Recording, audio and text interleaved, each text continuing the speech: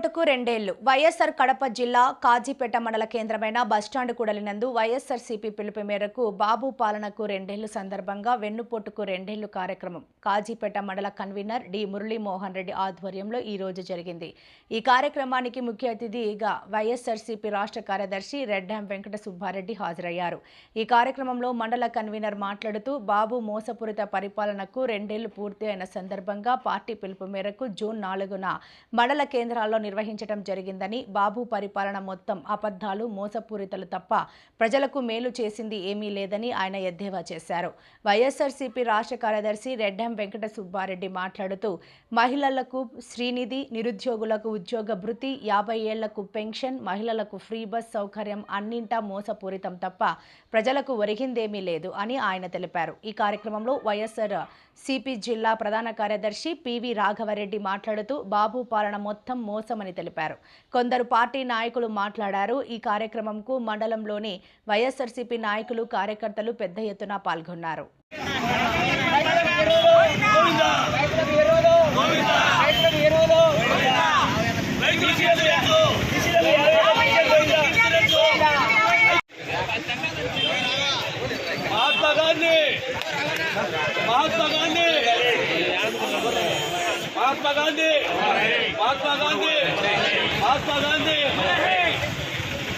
అంటే ఎనలేని ప్రేమని చెప్పుకుంటారు, కానీ ఆయనకు బీసీల పట్ల ఎంత ఉందో ఒకసారి పులివెందుల్లో ఒక దాడి, మన ఎమ్మెల్సీ రమేష్ యాదవ్ గారి మీద దాడి, అలాగే జోగి రమేష్ గారి మీద దాడి, అంబటి రాంబాబు గారి మీద దాడి, ఇలా చెప్పుకుంటా పోతే ఇంకా బీసీల మీద దాడి తప్పక ఆయనకు ప్రేమ ఎటువంటి లేదు. ఆయన బీసీలు అంటే చాలా చిన్న చూపు. కాబట్టి మన రాష్ట్రంలో బీసీలు అందరూ కలిసి చంద్రబాబు నాయుడుకు బుద్ధి చెప్పాలని కోరుకుంటున్నా. రెండేళ్లు కాదు, చెప్పుకుంటా పోతే చంద్రబాబు రాజకీయ జీవితమే వెన్నుపోటుతో మొదలైంది. 1983లో ఇందిరాగాంధీని వెన్నుపోటు పడిచి రామారావు మీదనే పోటీ చేస్తారని చెప్పి ఇందిరాగాంధీ వెన్నుపోటు పడిచి రామారావు గారి దగ్గరికి మళ్ళా కాళ్ళ దగ్గరికి వచ్చాడు. తర్వాత కూడా చంద్రబాబు నాయుడు రామారావు గారిని వెన్నుపోటు పడిచి పార్టీ లాక్కోవడము, అది ఒక వెన్నుపోటు.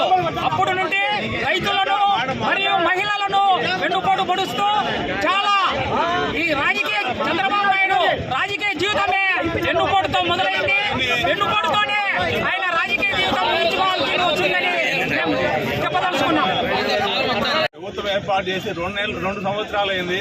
ఈ 2 సంవత్సరాల్లో ఆయన చేసిన హామీలు కానీ ఏమైనా సూపర్ 6 అన్నాడు, సూపర్ 7 అన్నాడు, ఏం చేయలేదు. కాబట్టి ఈరోజు వెన్నుపోటు దినంగా వైఎస్ఆర్సీపీ నిరసన కార్యక్రమం చేస్తోంది. ఈ నిరసన కార్యక్రమానికి చేసినటువంటి ప్రతి ఒక్క కార్యకర్తకు, నాయకులకు అందరికీ మేము పత్రికాముఖాన ధన్యవాదాలు తెలియజేస్తున్నాము. ముఖ్యంగా రైతులను చాలా వంచిన చంద్రబాబు నాయుడు 20,000 రూపాయలు ఇస్తున్నాడు సంవత్సరానికి. ఏది కేంద్రం ఇచ్చేది కాకుండా నేను రాష్ట్రమే సపరేట్ 20,000 ఇస్తానని చెప్పినాడు. ఇంతవరకు కనీసం 10,000 ఇచ్చిన పాపను పోలా చంద్రబాబు నాయుడు. అదే జగన్మోహన్ రెడ్డి గారు ఇన్సూరెన్స్ తన ప్రీమియం గవర్నమెంట్తోనే కట్టించి ప్రతి ఒక్కరికి ఇన్సూరెన్స్ ఎంత లక్షల రూపాయలు ఇన్సూరెన్స్ ఇచ్చిన ఘనత ఒక జగన్మోహన్ రెడ్డి గారిదే. ఇంతవరకు చంద్రబాబు నాయుడు కానీ ఎవరైనా కానీ ఇన్సూరెన్స్ కానీ ఇన్పుట్ సబ్సిడీ కానీ ఇచ్చిన పాపన పోలే. ప్రతి ఒక్కరికి ఆడబిడ్డకు 1,500 ఇస్తానని చెప్పినాడు. ఇంతవరకు ₹1 ఇచ్చిన పాపన పోలే చంద్రబాబు నాయుడు. నిరుద్యోగ వృత్తి అన్నాడు, నిరుద్యోగ వృత్తి లేదు, ఏమీ లేదు. తల్లికి వందనం, నీకు 15,000, నీకు 15,000, నీకు 15,000 అని చెప్పి ప్రతి ఒక్కరికి చెప్పి ఎంత వంచినావు అంటే అంత వంచినావు నువ్వు. కనీసం ఒక్క బిడ్డ కూడా నువ్వు 15,000 ఇవ్వకపోగా ఇంకా కొంతమందికి ఏం చెప్పినావు, మీరు ఇంట్లో 3 కానండి, 4 కానండి, 10 మందిని కానండి, తలా 30,000, 40,000 ఇస్తామని చెప్పినావు. నువ్వు ఇచ్చిన 15,000 హామీని నీకు 15,000, 10,000 ఇవ్వకపోగా మళ్ళా నువ్వు ఇంకా నీకు ఖచ్చితంగా గుర్తించుకొని సూపర్ 6 ఫస్ట్ నువ్వు అమలు చేయాలి. అదే ప్రజాగణంలో నువ్వు ఏం చెప్పినావు, లోకేష్ బాబు గారు ప్రజాగణంలో చెప్పిన హామీలు నువ్వు నెరవేర్చాలి. ఇవన్నీ ఖచ్చితంగా నెరవేర్చాలని ఆశిస్తూ అనే దాని మీద ఈరోజు కార్యక్రమం నిర్వహించడం జరుగుతుంది. ఎందుకంటే ముఖ్యంగా ఈరోజు 2 ఏళ్ళైనా అంటే హామీలు అమలు చేయలేని ముఖ్యమంత్రి ఎందుకు అనే దానికి ఈరోజు మేము వైఎస్ఆర్ కాంగ్రెస్ పార్టీ తరఫున నిలదీస్తున్నాం. ముఖ్యంగా ఈరోజు మీరు ఏ హామీలు అమలు చేశారో చెప్పుకొని ఓట్లకు రావాలి. కానీ ఈరోజు మళ్ళా 15వ తేదీ నుంచి మేము ఇంటింటికి పోతామన్నారు. ఏమి అమలు చేసినారని మీరు ఇంటింటికి పోతారు? మీరు చేసే అమలు కాని కార్యక్రమాలు ఏమైనా చెప్తారా? మీరు మేము చేయలేమని ఏమైనా చెప్తారా ఊర్లలో పోయి అని నేను అడుగుతాను. అదేవిధంగా ఈరోజు కూడా రైతులకు యూరియా ఇవ్వాలంటే ఆర్డర్స్ వచ్చాయి. ఏమని? మీరు ఇప్పుడు పైరు లేవు, యూరియా ఇవ్వద్దని ఆర్డర్స్ ఎందుకని మేము కోరుతాను. నేను సప్లై చేయలేక యూరియాను ఈ రోజు కూడా సప్లై చేయలేక ఈ ఆంక్షలు పెట్టి యూరియాను కూడా ఇవ్వలేని పరిస్థితిలో మీరు ఉన్నారు. ఎందుకంటే ముఖ్యంగా యూరియా అనేది ఇప్పుడు ప్రతి ఒక్కరికి దొరకాల, కానీ మీరు ఈ రోజు కూడా ఆంక్షలు పెట్టి యూరియా ఇవ్వలేని పరిస్థితిలో మీరు దిక్కుచేతులు పరిస్థితిలో ఉన్నారు. అదేవిధంగా నిరుద్యోగులకు ఉపాధికి కల్పిస్తాం, 3,000 ఎక్కిస్తామన్నారు. ఈ రోజు 2,000 అయింది. అంటే 24 నెలలు, 24 × 3 4 అంటే 3,000 అంటే 23 60 72,000 మీరు యువతకు ఈ రోజు ఎగరగొట్టారు. అంటే యువతకు ఎంత మోసం చేసిర్రో మీకు అర్థమవుతుంది. అదేవిధంగా 2 సంవత్సరాలు అయింది. మహిళలకు నిరుద్యోగ వృత్తి ఇస్తామన్నారు 1,500. అంటే ఈరోజు 30,000 రూపాయలు వాళ్ళకు కూడా ఎగరగొట్టారు. అంటే మీరు చేసే ప్రతి దాంట్లో మోసం ఉంది. మీరు అవన్నీ కప్పిపుచ్చుకోవడానికి ఈరోజు మళ్ళా ప్రజల్లోకి 15వ తేదీ నుంచి మీరు పోండి అని మీ నాయకుడు చెప్తారంటే మీకు సిగ్గులేదా అని మేము తెలియజేసుకుంటున్నాం. అదేవిధంగా రఘురామిరెడ్డి గారి నాయకత్వంలో జరగబోయే ఎన్నికల్లో, అదేవిధంగా రేపు స్థానిక సంస్థల్లో కూడా కాజీపేట మండలంలో ప్రతి పంచాయతీ నుండి పోటీ పెట్టి విజయం మాదే అని మేము తెలియజేసుకుంటున్నాం. అదేవిధంగా ఎంపీటీసీ ఎలక్షన్లు కానీ జెడ్పీటీసీ ఎలక్షన్లు కానీ ఎక్కువ మెజార్టీ మావి వస్తాయి. మీరు ఏదో అధికారులను అడ్డం పెట్టుకొని గెలిచాలనుకుంటున్నారు. అది మీకు భ్రమే అని నేను తెలియజేసుకుంటున్నాను. ఎందుకంటే భ్రమలో పోయి మీరు ఇదవుతారు. ఏకపక్షంగా కాకుండా మీరు ప్రతిదీ న్యాయబద్ధంగా మీరు ప్రజలే పోదాం, ఎవరు గెలుస్తారో మీకు తెలుస్తుంది. ఆ విధంగా కాకుండా మీరు ఏదో అడ్డం పెట్టుకోవాలనుకుంటే ఎవరు ఇక్కడ తాటాపు చెప్పులకు భయపడే వ్యక్తులు ఎవరు లేరు. వైసీపీ వాళ్ళు ప్రతి ఒక్కరు చైతన్యవంతులు, దేనికైనా తెగిస్తారని నేను తెలియజేసుకుంటున్నాను. పూర్తయింది. చంద్రబాబు నాయుడు గారు ఆ రోజు, లోకేష్ గారు ఆ రోజు అంటే ఎన్నికల ముందు చెప్పి అమలుగా అనేటువంటి హామీలను ఇచ్చి అధికారానికి వచ్చినారు.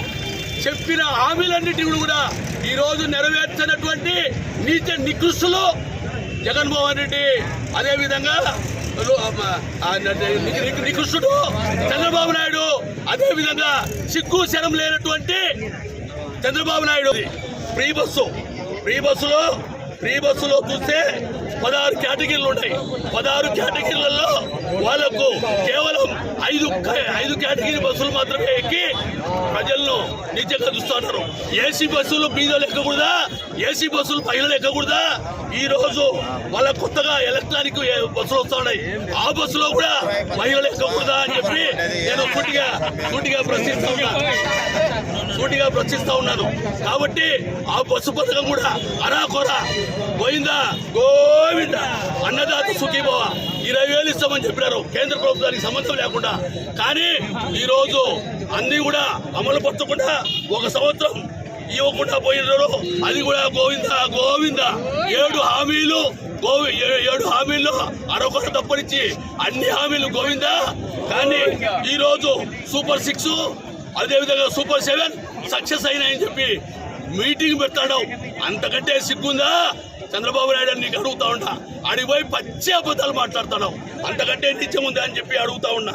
17 మెడికల్ కాలేజీలు ఈరోజు జగన్మోహన్ రెడ్డి గారు కేంద్రంతో ఫైట్ చేసి 17 మెడికల్ కాలేజీలు చెప్తే అవి వివిధ దశల్లో ఉన్నాయి. 5 కాలేజీలు పూర్తయినాయి.